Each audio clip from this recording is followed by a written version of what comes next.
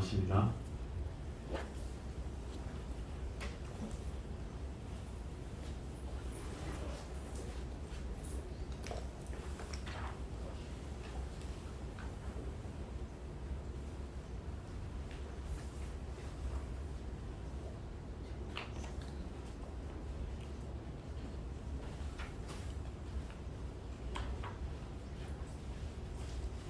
오늘 3장하고 4장 할 차례인데요. 1분에서부터 4분까지 읽어보겠습니다. 같이 읽고 시작하겠습니다. 책 피셨죠? 금강반야 바람일경 제1법회가 열리는 이유 이와 같이 나는 들었습니다. 한때 부처님께서 사의구 기수구 고도원에서 대중 1250인과 함께 계셨습니다. 그때 세존께서 공양할 즈음에 가사를 읽고 바루를 들고 사의 대성에 들어가 그 성 안에서 차례로 불식을 마치고 본래 자리로 돌아와 공양을 드신 뒤 가사와 바루를 거두고 발을 씻고는 자리를 펴고 앉으셨습니다. 제2선현 수보리가 법을 청하다 그때 장로 수보리 대중 가운데 있다가 자리에서 일어나 오른쪽 어깨를 드러내고 오른 무릎을 땅에 대고 합장 공경하며 부처님께 여쭈었습니다. 이유하십니다. 세존이시여 열애께서는 모든 보살을 잘 보살펴 주시고 모든 보살에게 잘 당부하십니다. 세존이시여 안욕따라 삼약 삼불이심을 낸 선남자 선여인은 마땅히 어떻게 머물고 어떻게 그 마음을 다스려야 합니까? 부처님께서 이르셨습니다. 착하고 착하다 수보리여 그대가 말한 것처럼 열애는 모든 보살을 잘 보살펴주고 잘 당부하니 그대는 이제 자세히 들어라. 마땅히 그대를 위해 설해주리라.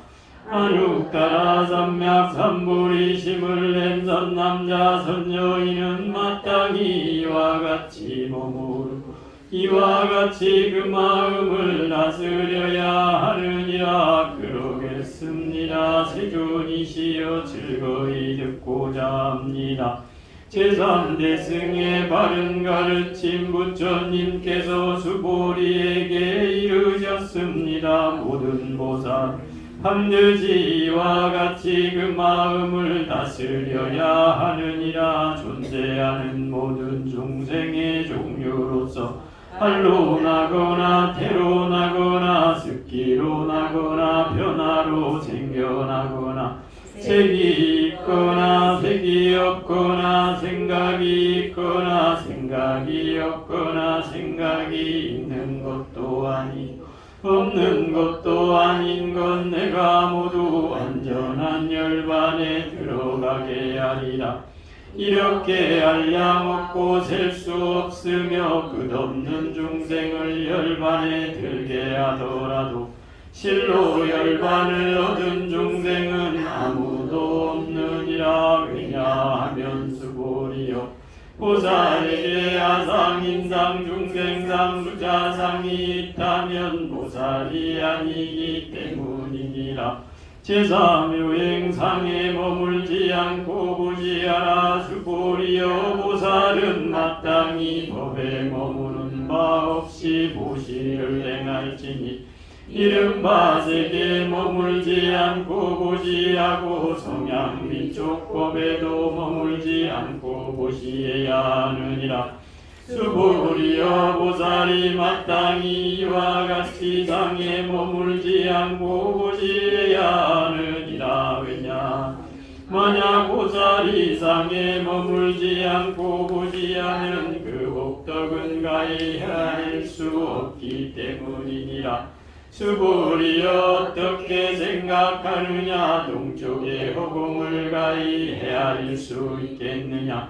없습니다. 세존이시여 수고리여 남서북쪽과 내간방과 위아래의 복음을 헤아릴 수 있겠느냐 없습니다. 세존이시여 수고리여 보살이상의 머무름 없이 보시라는 복덕도 또한 이와 같다 생각으로 헤아릴 수 없느니라. 수고리여 보살은 다만 가르친 대로 머물지니라.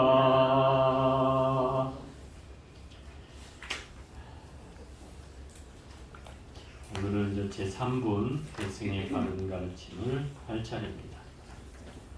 앞에서 1분에서는 부처님의 일상의 수행을 보여주셨고 제2분에서는 그 마음을 어떻게 머물고 어떻게 다스려야 하는지를 물었어요. 제3은 이제 어떻게 마음을 다스리고 어떻게 마음을 머물러야 되는지를 설명하는 장이 되겠죠. 제3은 이제 대승정종분이라고 하는데 이 정종이라고 하는 말은 바른 가르침 뭐 이런 뜻이기도 하고 또 근본 취지 뭐 이런 뜻이기도 해요. 또 정종이라고 하는 말은 사실은 이 그 경전을 나눌 때 사용하는 우리 서문 뭐 서론, 본론, 결론 이렇게 하잖아요. 그럼 정종분부터는 이제 본론에 해당되죠. 정종이라는 말은 이 제3분부터 31분까지가 정종분에 해당되고 마지막 32분이 결론인데 그 유통분이라고 해요. 유통분. 그럼 제일 서분은 1분과 2분이 서분이 되겠죠. 금강경에서 이제 세 개로 나눈다면 그렇다 이 말이에요. 이게 3분이 이제 본문의 시작이다. 이렇게 얘기할 수 있습니다. 부처님께서 수보리에게 이르셨습니다. 모든 보살은 반드시 이와 같이 그 마음을 다스려야 하느냐.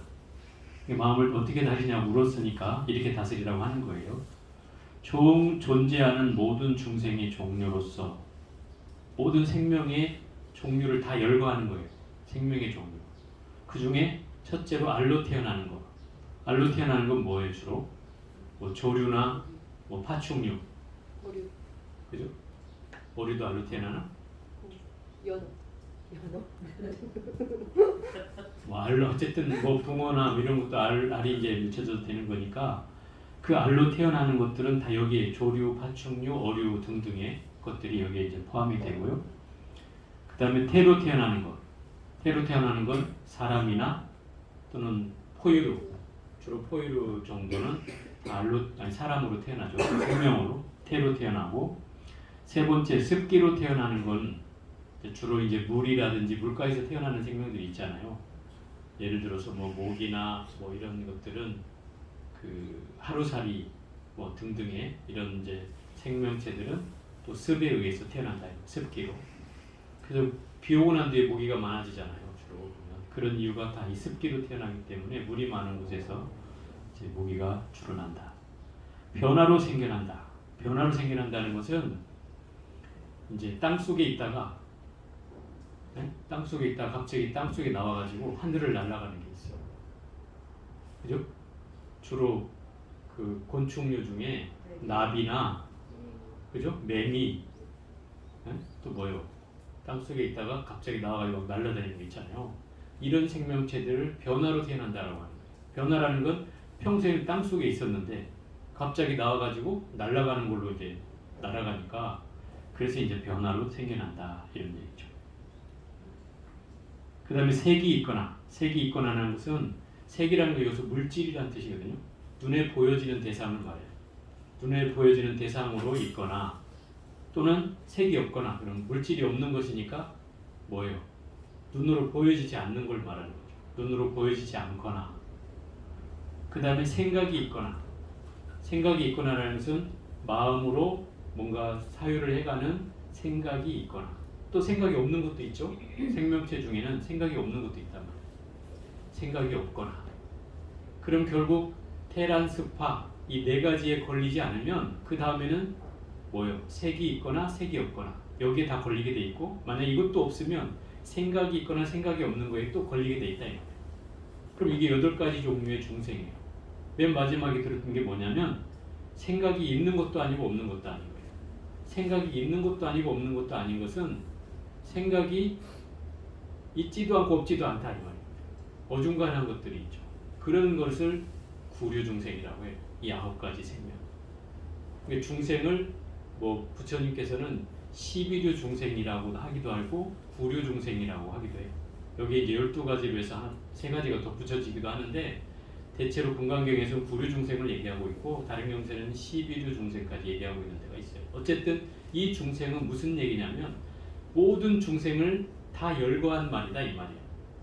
여기에 중생이 포함되지 않는 중생은 하나도 없다 이 말을 얘기하는 거예요. 그럼 왜 이런 중생을 다 열거했을까? 이런 중생을 모두 내가 모두 완전한 열반에 들어가게 하리라.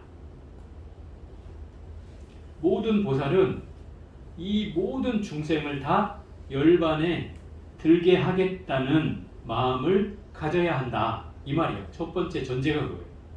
모든 보살은 누구예요? 수행하는 모든 그 수행을 하겠다고 마음을 일으킨 사람 말이에요. 깨달음을 얻겠다고 마음을 일으킨 사람이 바로 선남자 선녀인이고 그게 모든 보살이에요. 이해가 되죠? 그러면 우리라고 얘기할 수도 있어요. 우리가 공부를 하려고는 많은 마음을 냈으니까 그 마음을 낸 사람들은 다 보살이에요. 마음을 내지 않은 사람은 선남자 선녀인도 아니고 보살도 아니에요. 여러분은 그 마음을 냈기 때문에 보살이고 선남자 선녀인 같은 말이 선남자 선녀이나 보살. 그러면 보살들은 이와 같이 마음을 내라고 했으니까 다스려야 한다고 했으니까 어떻게 다스려야 하냐면 이 세상에 존재하는 모든 생명체를 내가 다 열반에 들게 하리라 하는 서원을 세워야 된다는 거예요. 설사 그 중생을 다 제도하지 못한다 하더라도 그 마음을 내야 된다는 거예요. 그죠? 모든 보살의 서원이라는 거예요. 부처님도 이렇게 하셨다 이 말이에요. 물론 부처님도 평생을 제도했지만 그 중생을 다 제도한 건 아니잖아요. 그렇지만 부처님이 그렇게 얘기를 하죠. 중생이라고 하는 것은 실체가 있는 게 아니어서 실체가 있는 게 아니라는 게 뭐예요? 영원불멸한 것이 아니다 이 말이죠. 항생 중생이진 않잖아요. 여러분이 공부해서 깨달음을 얻으면 부처가 되고 그죠? 부처가 되면 이 중생을 벗어난 거잖아요. 그러니 잠시 내가 중생으로 있을 때 중생인 거지 내가 깨달음을 얻으면 이미 중생을 벗어나는 거잖아요. 그러니 중생이 항상 중생이진 않은 거죠. 그죠? 여기서 이제 그 말을 하고 있는 거예요. 이렇게 한량 없고 구류 중생을 얘기한다면 한량이 없을 거 아니에요. 수도 없이 많고 셀 수 없이 많으며 또 끝없는 중생을 다 열반이라는 것은 뭐 쉽게 말하면 깨달음에 들게 한다 이런 뜻이에요. 모든 번뇌를 소멸해서 고요한 세계로 드는 것이 열반이니까 정확히 말하면 고요한 정멸의 세계로 들어가게 하는 것. 이게 이제 열반의 의미인데 여러분들이 그렇게 얘기하면 또 더 어려워지니까 그냥 깨달음에 들게 하는 것. 이렇게 표현해도 틀리지 않다. 설사 이 수많은 한량이 없고 셀 수 없고 끝없는 중생을 다 열반에 들게 하더라도 실로 열반을 얻은 중생은 아무도 없느니라 그랬어요. 왜 아무도 없어요? 네? 분명히 열반을 얻게 하기 위해서 보살은 서원을 세우라 했고 또 열심히 내가 그들을 깨우쳐서 열반에 설사 다 들게 했더라도 실제로는 열반을 얻은 중생이 하나도 없다 이렇게 얘기했다는 거예요. 왜 없냐 이 말이에요. 이거를 모르면 이 금강경을 이해하는 게 어려워져요. 내가 얘기했잖아요. 중생이라는 건 실체가 있지 않다 그랬죠. 그럼 영원불멸하지 않다는 뜻이에요. 그죠? 영원불멸하지 않은 중생은 여기에서 중생을 제도했다 하더라도 그 중생이 실제로 존재하냐 이 말인 거예요. 제도하는 순간 중생이 있어요 없어요? 없어져요. 그 얘기를 하고 있는 거예요. 그러니까 실로는 아무 중생도 구제한 게 아니라는 거예요. 구제한다고 했지만 실제로 그 중생은 이미 구제가 되었으면 중생이 아니잖아요. 그러니 한 중생도 구제한 게 아닌 거예요. 말장난 같죠? 근데 이 얘기를 이렇게 보면 돼요. 이 얘기는 무슨 얘기냐면 나라는 존재가 우리는 보통은 있다 이렇게 생각하잖아요. 그래서 내가 여기에 있어서 내가 뭔가 노력을 해가면 이 몸뚱아리를 통해서 뭔가 복을 얻고 지혜도 얻고 한다고 생각하잖아요. 보통은. 근데 실제로 내 몸뚱아리는 영혼불멸한 게 아니기 때문에 이 금강경으로 말한다면 나는 존재하지 않는 거와 같은 거예요. 존재하지 않아. 왜 존재하지 않아요? 여기 있지만 이건 실체 모습이 아니라는 거예요. 잠시 있는 내게 겉으로 보여진 모습일 뿐이지 나의 실상의 모습은 있어요, 없어요? 안 보여요, 여러분 눈에는. 그죠? 저도 못 보는 것처럼 여러분 눈에도 나의 실상의 모습이 안 보인단 말이에요. 그죠? 안 보여요. 그러니까 금강경에서 얘기하는 말은 너의 실상의 모습을 얘기하고 있다 이 말이에요. 너의 실제 모습. 그것은 내 앞에 보여지지 않고 드러나지 않는다 이런 거죠. 그러니 그 중생이란 존재도 실상은 중생이라고 이름할 뿐이지 이름만 있다는 거예요. 이름만 일 뿐이지 실제는 있어요, 없어요? 실상이 없잖아요. 중생이란 실상이. 그걸 말하는 거예요. 내가 없듯이 이 중생도 그 실상이 없다는 거예요. 그래서 중생이라고 이름할 뿐인 거예요. 왜? 중생이 곧 부처도 되고, 그죠? 중생이 깨달음을 얻으면 보살도 되고 하는 거잖아요. 그러면 이 중생은 얼마든지 변할 수 있는 존재다 이 말이에요. 영원불멸하게 중생 한 번 중생이면 죽을 때까지 중생이 아니겠다 이 말이죠. 그러니까 우리가 이 중생에 대한 나는 어리석은 중생이야 이렇게 해서 뭐 세생생생 중생일 수는 있지만 그러나 그 중생을 벗어난 사람도 있다 이 말이에요. 그죠? 이미 부처님이 그 길을 보여주셨고 수많은 선지자들이 그런 선지식들이 보여줬잖아요. 깨달음으로 통해서 많이 보여줬잖아요. 그럼 그들은 이미 중생을 벗어난 거다 이 말이에요. 그러니 중생이 한 번 중생이라고 해서 영원히 중생이지 않듯이 중생이라고 하는 실상은 실제로 존재하는 게 아니다 이 말이에요. 다만 중생이라고 이름할 뿐이다 이 말이에요. 여러분은 그냥 중생이라고 이름할 뿐인 거예요. 영원히 중생이 아니라. 그럼 이름한다는 건 뭐예요? 내가 깨달으면 중생을 벗어나는 거잖아요. 그러니 중생이라고 불린다고 해서 내가 영원히 중생일 수는 없다. 왜? 실상이 나의 실상은 실제로 부처님의 실상과 달라요? 같아요? 같아요. 실제 모습은. 실상은 같아요. 다만 나는 그것을 모를 뿐이고 부처님은 그것을 알 뿐인 거예요. 그 차이만 있는 거예요. 그러니까 실상으로서는 나의 모습이 중생이 아닌 거죠. 그죠? 부처의 속성을 가지고 있는 나니까 실상으로는 보이지 않지만 내가 중생의 속성은 아니다 이 말이에요.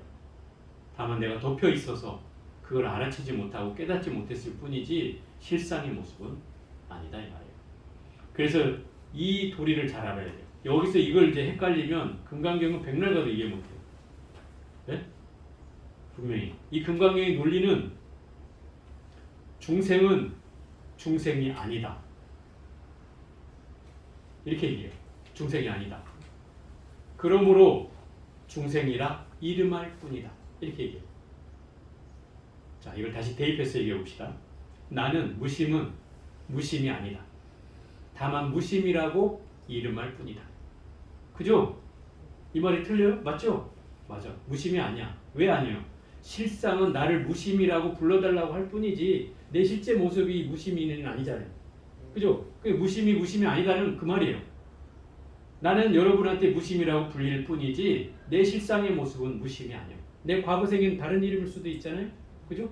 그러니 나는 무심이라고만 얘기할 수 없다. 지금 이 생에서 여러분한테 약속으로 무심이라고 불러주세요 하니까 무심인 것이죠. 그죠? 그래서 나는 무심이라고 이름할 뿐인 거예요. 실상은 무심이 아니야. 이걸 잘 알아야 된다. 금강경은 이러한 논리로 시종일관 진행돼요. 이걸 모르면 금강경은 이해할 수가 없어요. 너무 어려운 경전이에요. 그런데 이 도리를 알면 이런 논리에 의해서 금강경은 계속 설해져요. 부처님이라는 존재도 부처님이라고 이름할 뿐이다. 이렇게 얘기하고 부처님도 부처님이 아니라 그 이름이 부처일 뿐이다. 모든 논리가 이렇게 돼요.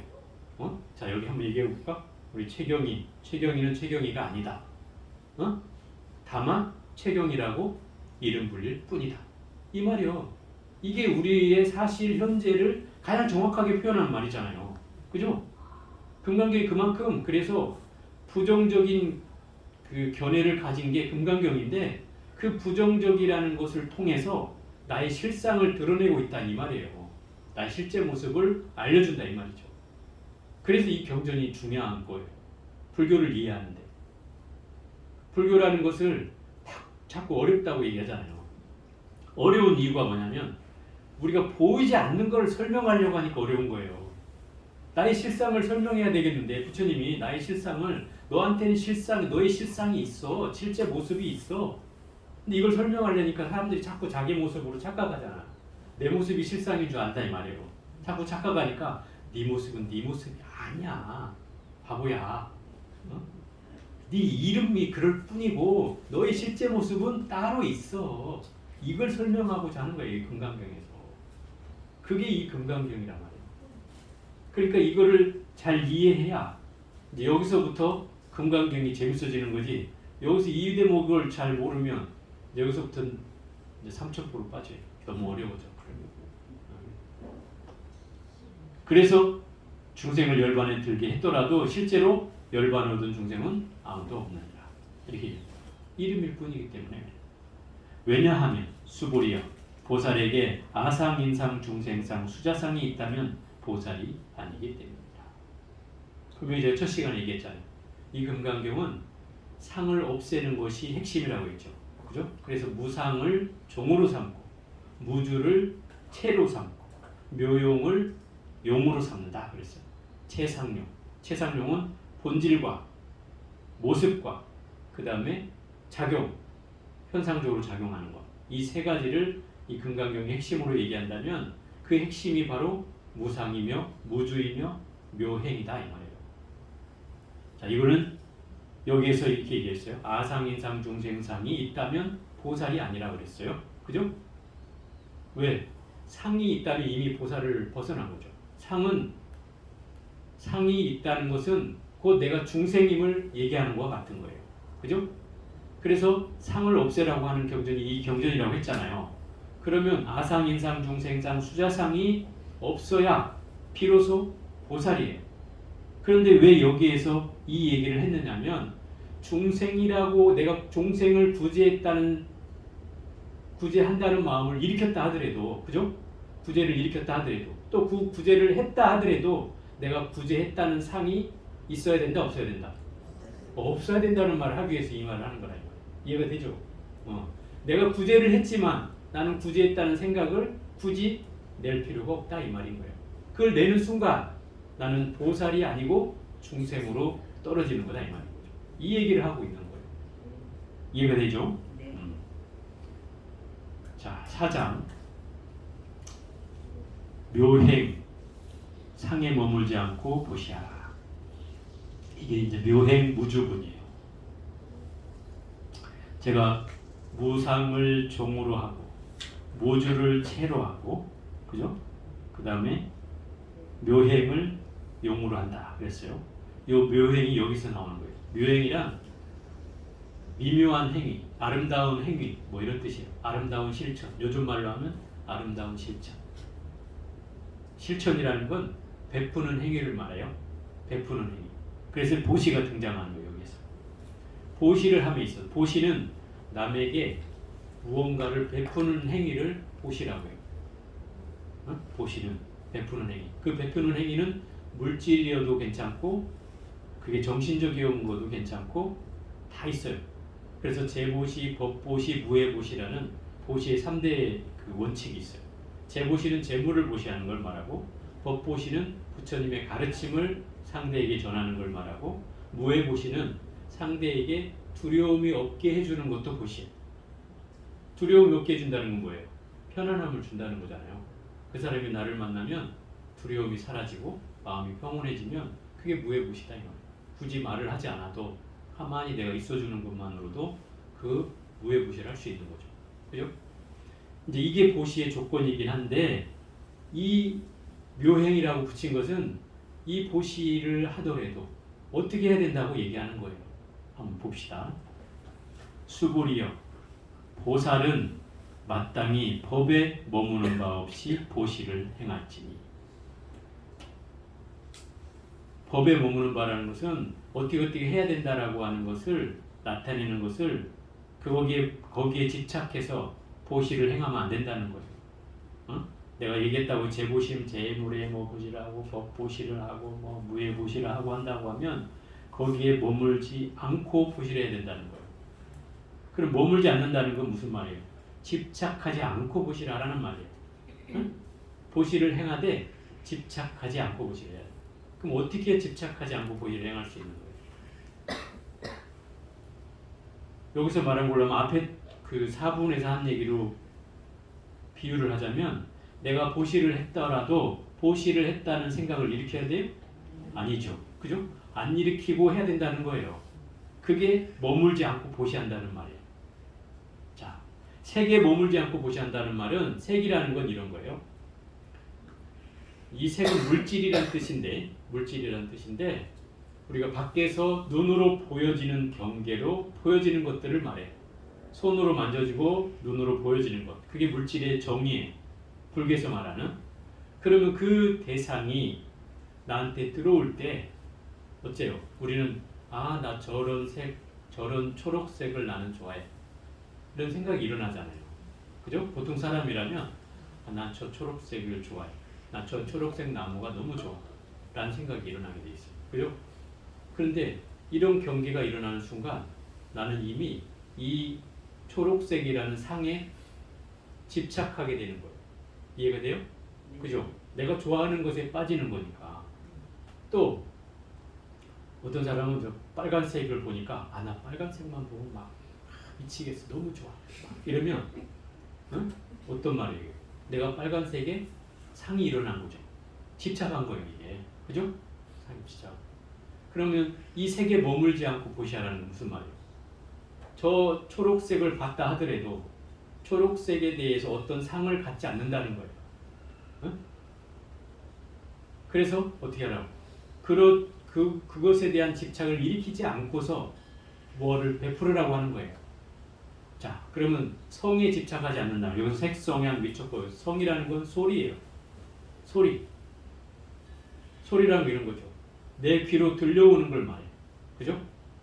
야, 저 사람은 말이야. 아주 남한테 뭐 베풀기를 잘해. 아주 훌륭한 사람이야. 이 소리를 들으니까 갑자기 안 하고 싶은 마음도 갑자기 마음이 일어나서 그럼 나도 또 베풀어야지. 이러면서 들으니까 기분이 좋네. 그럼 자꾸 또 베푸는 마음을 일으켰어. 나쁘진 않죠. 그죠? 이런 사람은 뭐 나쁘진 않은데 우리 세속적으로 나쁘진 않은데 우리가 이 소리를 듣고 또 어떤 상을 일으킨 거잖아요. 그죠? 소리에 끄달려서 상을 일으켰어. 그러니 이것은 소리에 머물지 않고 보시하는 게 아닌 거죠. 그죠? 이게 소리에 떨어진 거예요. 이게. 소리에 머물러서 보시를 행한 셈이다. 또 향에 머물지 않고 보시를 해야 되는데 향이라는 건 뭐예요? 향기죠. 향기. 내가 저 냄새 맡으니까 너무 좋아. 냄새가 이건 너무 좋아. 근데 이 냄새는 너무 싫어. 이 싫은 건 내가 싫어하니까 다른 사람 주자. 좋은 건 내가 갖고 냄새가 좋은 건 내가 갖고 싫은 건 남한테 주자. 이러면 이미 그 뭐예요? 향에 걸린 거죠. 향에 머무른 거다 이 말이에요. 이러면 이미 여기에 집착이 됐으니 향에 머물지 않고 보시하는 것에는 이미 벗어난 거죠. 그죠? 또 촉이 맛에는 이런 거죠. 내가 음식을 먹거나 뭔가 맛있는 거를 먹으면 어떤 사람은 부모님들은 대체로 그러죠. 이걸 먹으면 맛있으니까 우리 자식한테도 이걸 줬으면 좋겠다. 이 생각을 일으키죠. 그죠? 우리 자식도 이걸 먹어봤으면 얼마나 좋을까. 이런 마음을 일으켜. 그런데 어떤 사람은 이거 맛있으니 나만 먹어야 돼. 절대 다른 사람 주면 안 돼. 이런 생각을 이런 사람도 있단 말이에요. 그죠?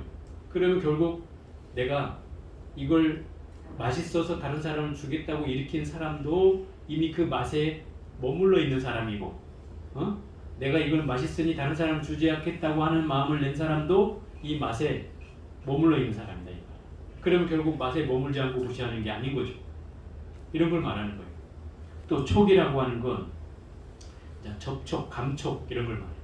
감촉이라는 것은 예를 들어서 뭔가 내가 눈으로 만나진 대상에 끄달려가는 것, 촉이라고 해요. 또 귀로 소리를 듣고 거기에 끄달려 가는 것. 응? 아까 얘기했듯이 소리가 뭐 좋은 소리, 나쁜 소리를 뭐 비교하든지 또 좋은 소리에 끌려가든지 하는 거. 또 향기에 쫓아가는 마음, 또 맛에 쫓아가는 마음. 이런 경계가 맞닥뜨려진 걸 촉이라고 해요. 실제로 촉은 내 몸에 어떤 다임이 있는 것도 촉이에요. 몸에 닿는 느낌.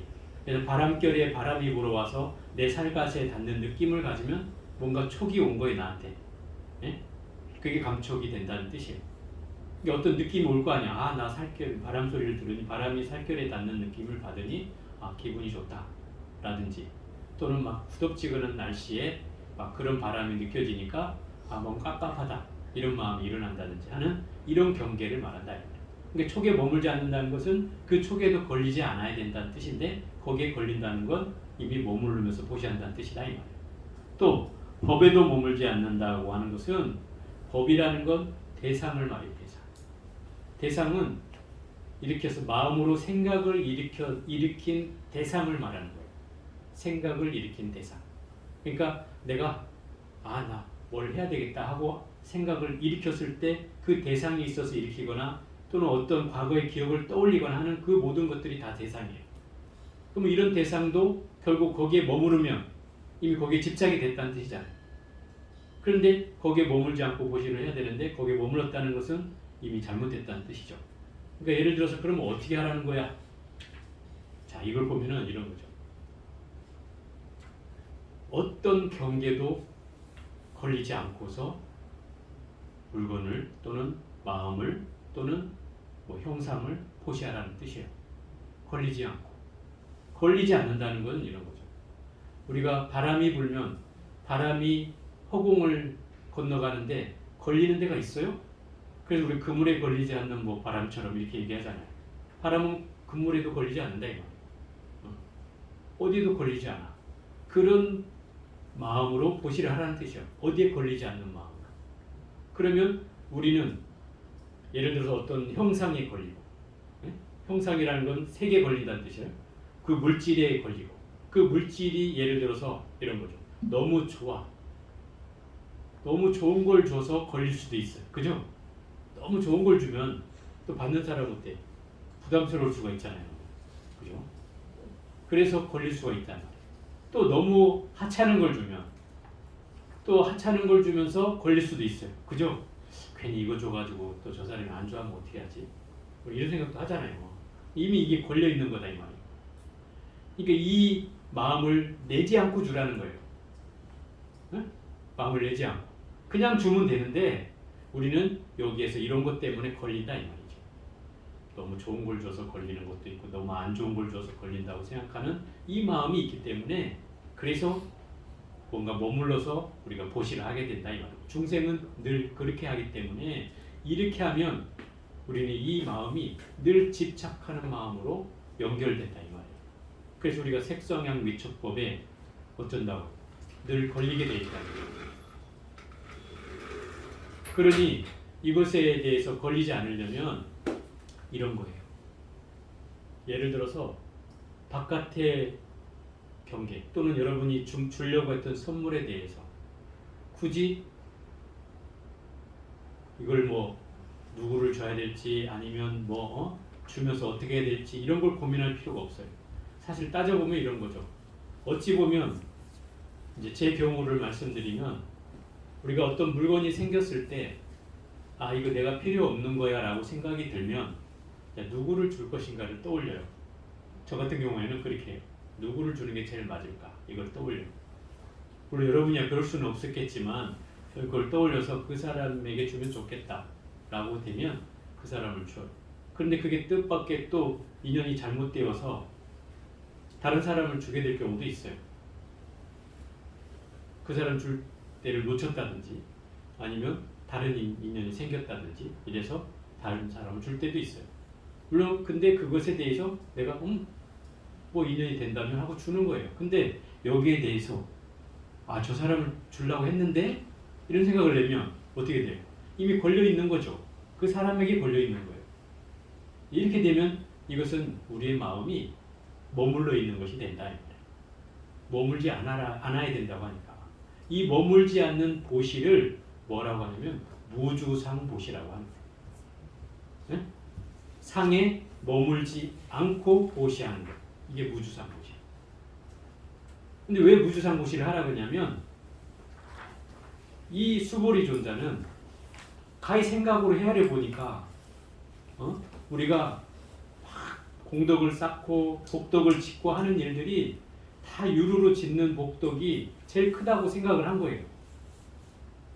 그런데 부처님은 그게 머물러 있는 곳이라는 거예요.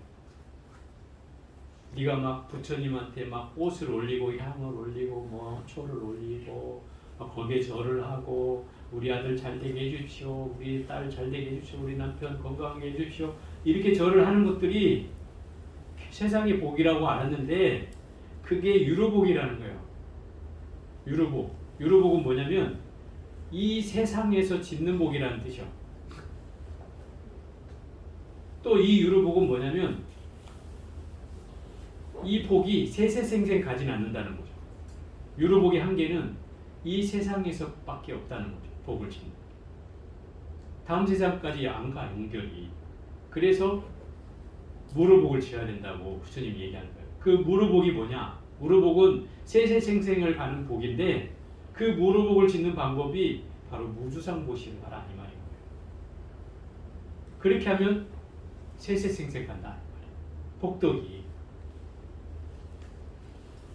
예를 들어서 이런 거예요. 옛날에 양무제라고 중국의 그 유명한 양무제가 있었어요. 양무제가 누구냐면 달마대사하고 이렇게 복거량을 한 사람이에요. 그 아마 여러분들도 제가 여러 번 얘기해서 아마 얘기 들었을 텐데 이 양무제가 그 양나라 수양 시대의 뭐 양나라 무제 그 황제라고 일컬어지는 사람인데 이 사람이 그 아주 불심이 돈독한 사람이에요. 이 사람의 옆에는 지공국사라고 아주 훌륭한 국사가 있었어요. 스님이 스승이었다 이 말. 나라의 스승이요. 그런데 달마대사가 중국으로 이제 건너오는 거죠. 건너와요. 뭐 설화에 의하면 뭐 지팡이 하나 들고 뭐 낙엽을 하나 타고 바다를 건너왔다. 뭐 이렇게 얘기하기도 해요. 근데 어쨌든 달마대사가 건너온 시점이 한 400 몇 년 정도 돼요. 그때가 양나라 시대니까. 그때에 그 이 지공국사가 인도의 부처님의 28대 제자가 이 땅을 오신다고 얘기를 하고 엄청난 스님이라고.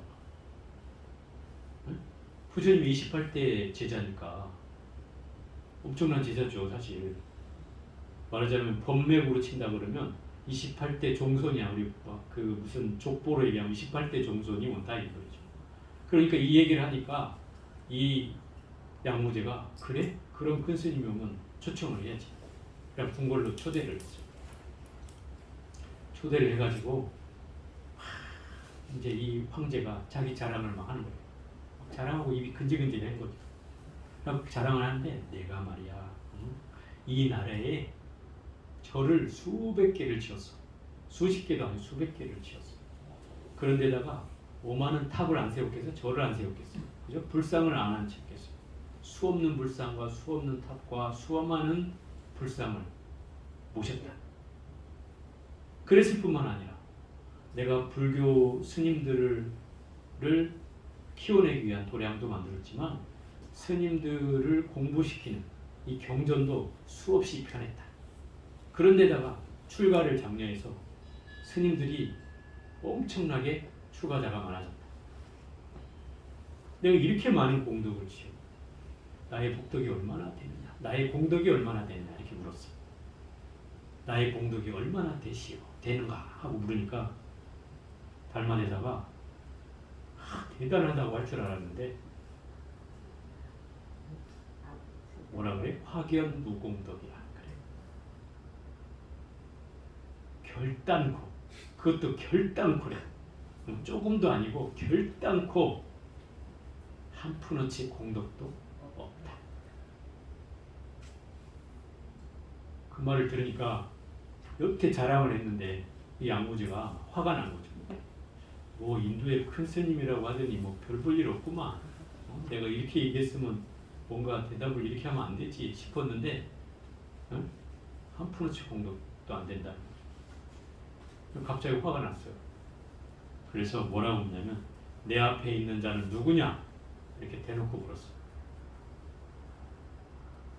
그러면 이게 이제 뭐 복거량을 한다는 얘기인데 이때 달마대사 뭐라고 하냐면 한치도 생각도 안 하고 뭐라고 하냐면 불식 이렇게 중국말로 어떻게 하냐면 부스 이러나 불식 이렇게 이게 뭐야 모른다 이런 뜻이. 네가 누구냐 이렇게 물었는데 나 모르. 그러니까 어쨌겠어. 더 열이 났죠. 더 열이 나가지고 나가시오. 그 달마대사를 쫓아내. 그 달마대 그냥 나와버려요. 그리고 바로 소림굴로 들어가서 지금 소림사의 전신이 된 곳이에요. 소림굴에 소림사 위에 동굴이 있는데 그 동굴에 들어가서 9년 동안을 나오지 않고 면벽 수행을 하셨다는 벽만 바라보고 9년 동안. 왜? 아직도 때가 안 됐구나라고 한 거죠.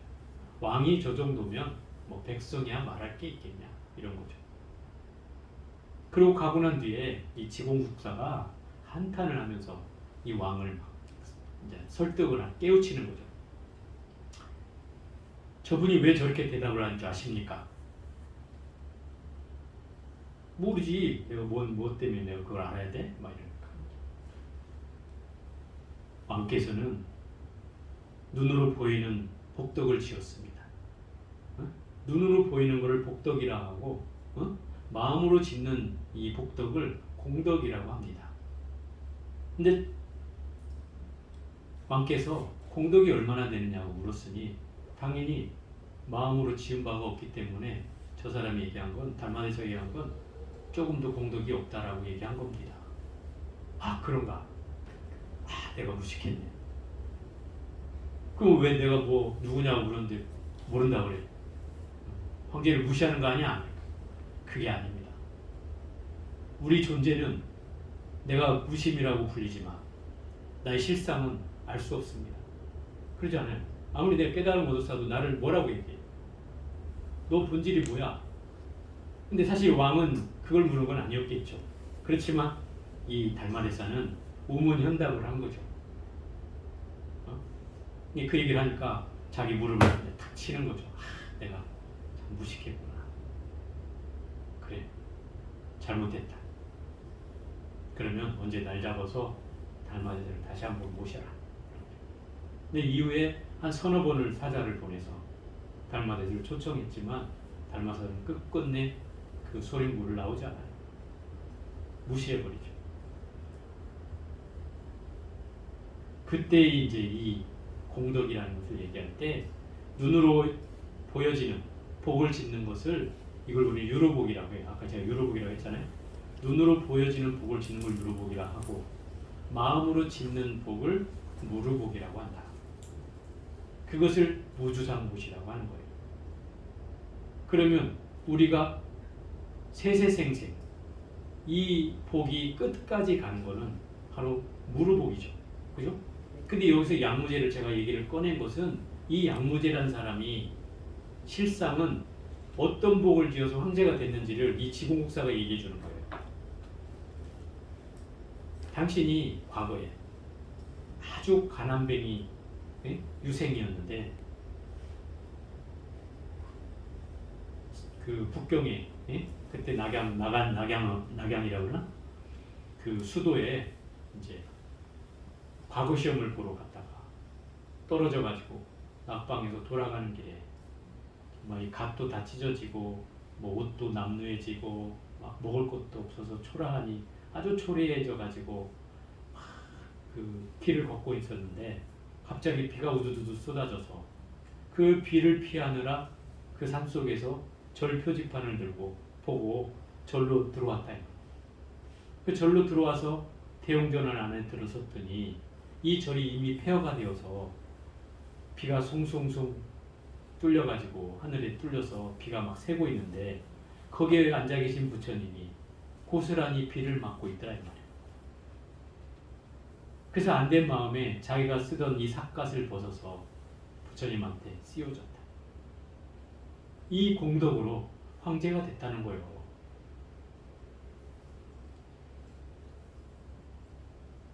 그러니까 이 얘기를 들은 지공 목사가 아니 그 양무제가 그러면 어떻게 해야 내가 백성들에게 더 복을 지을 수가 있느냐 이렇게 물어요.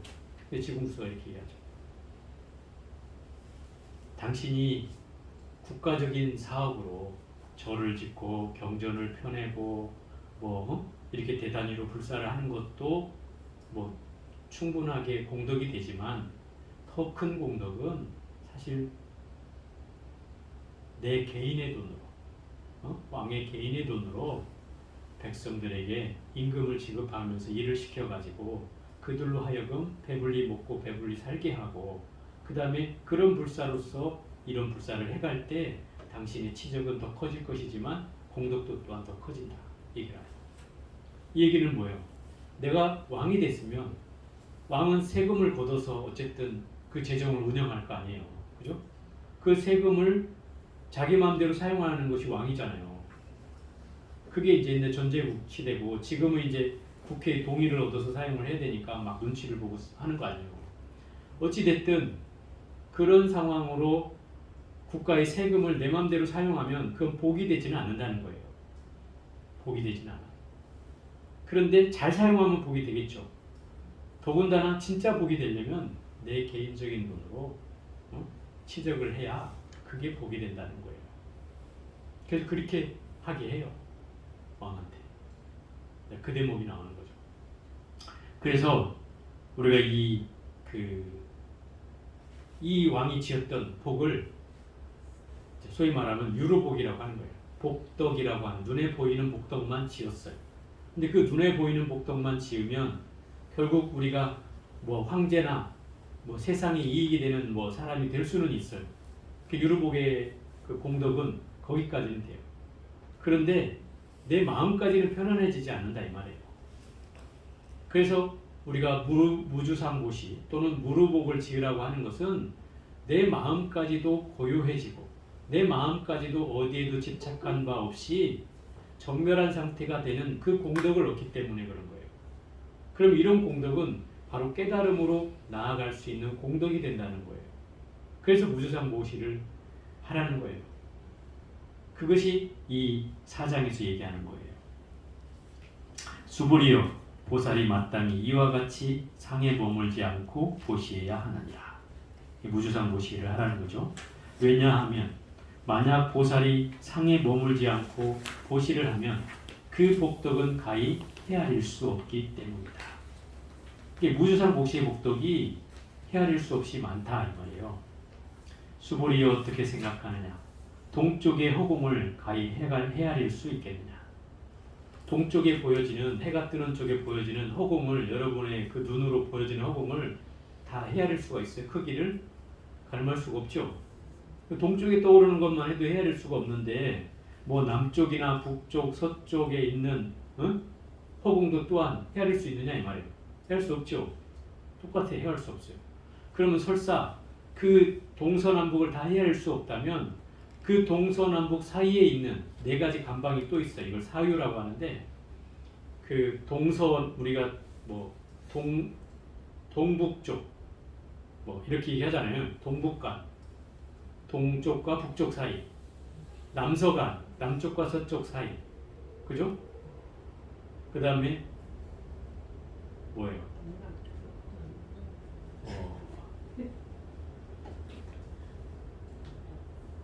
어쨌든 뭐 북서쪽 또 동남쪽 뭐 이런 식으로 이런 간방이 또 4개가 있어요. 이 4개를 합쳐서 8방이 되는 거예요. 8방. 사방은 우리가 사방에 뭐 어쨌다 이렇게 얘기하면 동서남북을 말하는 거예요. 거기에다가 8방 이러면 그 중간에 또 한 방위씩을 말하는 거예요. 그 다음에 거기다가 위아래 상하예요. 상하. 그러면 입체적으로 동서남북에다가 간방에다가 위아래까지 다 그러면 이게 뭐예요? 시방이에요. 시방 이게 10개 방이죠. 이걸 시방이라고 하는데 우리 불교적인 말로는 시방이라고 해요. 시방. 십자의 비읍을 빼죠. 발음이 이제 어려워서. 그래서 시방이라고 해요. 이걸 시방세계라고 해요. 그럼 시방세계는 이 세계를 모두를 총칭하는 말이다 이 말이에요. 모든 세계를 총칭하는 말. 시방세계 이러면 모든 세계를 총칭하는. 그러면 이 시방세계를 다 헤아릴 수가 있느냐 이 말인 거죠. 헤아릴 수가 없죠. 우리의 눈으로는 이 중생의 한계로서는 절대 헤아릴 수 없습니다. 그러면 이걸 왜 얘기한 거예요? 그 복덕이 그만큼 크다는 거예요. 시방을 헤아릴 수 없을 마냥 이 복덕은 너무나 크다 이 말인 거죠. 세세생생 가는 복이니까 당연히 이 시방에 넘치고도 남는다 이 말인 거죠. 그래서 시방의 크기로도 헤아릴 수가 없다는 거예요. 그렇게 헤아릴 수 없을 정도로 어쩌다 너무 많다 이 말인 거죠. 무주상 무시를 한다면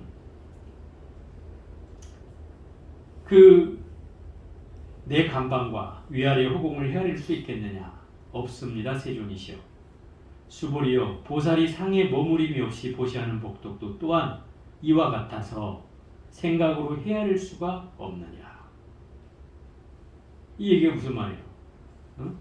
무주상으로 베푸는 그 공덕이 이 동서남북을 헤아릴 수 없을 만큼 많다 이 말인 거죠. 그러니 어쩌라고요? 무주상보시를 해야 된다는 거죠. 그죠? 그 무주상보시가 뭐다? 그게 묘행이에요. 묘행. 그게 아름다운 심성이다. 그것이 행해져야 되는 이유는 이것이 바로 내가 상에 머물지 않고 또 어디에 머무는 바 없이 마음을 내는 방법이 바로 이걸 실천하는 것이 베푸는 마음을 갖는 것인데 그 베푸는 마음이 어디에도 걸리지 말고 베푸는 것이 바로 그 실천을 하는 것이다 이 말이에요. 무상과 무주를 실천하는 것. 그것이 바로 무주상무시다 이 말이에요. 이걸 얘기하고 있는 거예요. 그래서 이 4장에는 이 3장에서 얘기한 채 무주를 채로 삼고 무상을 종으로 삼아서 무상이라는 건 상에 머물지 않는 것, 무주는 어디에도 머무는 바 없는 마음을 말하고 그것은 어디에서 실천이 되냐면 바로 이 무주상보시로 실천이 된다. 그게 용이에요. 작용이에요. 우리의 금강경을 실천하는 건 바로 무주상보시로서 실천이 된다 이 말인 거예요. 상을 없애고 또 머물지 않는 마음으로 보시라는 그 마음이야말로 바로 그게 묘행이다 이 말인 거예요. 이미 금강경에서 지금 여기서 다 끝낸 거예요. 5장까지 하면 이미 4장까지 했는데 이미 다 끝났어. 더 이상 배울 게 없어 이제. 핵심은 이해됐죠? 금강경 이런 경이에요. 이게 배워볼 만한 경이다 이 말이에요. 그러니까 여러분들이 금강경이 너무 어려워요 이렇게 얘기하는 사람은 이 내용에 대해서 근본적인 우리가 개념을 잘 몰라서 그런 거예요. 아까 얘기했듯이 이 실상이라고 하는 것을 얘기하고 있는 병전이기 때문에 내가 보여지는 현상을 부정하는 거예요. 그래서 왜? 나를 인정하면 내 실상을 모르는 얘기잖아요. 내 실상을 알아내려면 나를 부정해야 그 실상이 드러난다 이 말이에요. 왜? 내 안에 있다고도 할 수 있고 없다고도 할 수 있어요. 어려운 말인데, 그죠? 나의 실상이 내 안에 있기도 하고 없기도 해. 그렇지만 그 실상을 알아내려면 실상을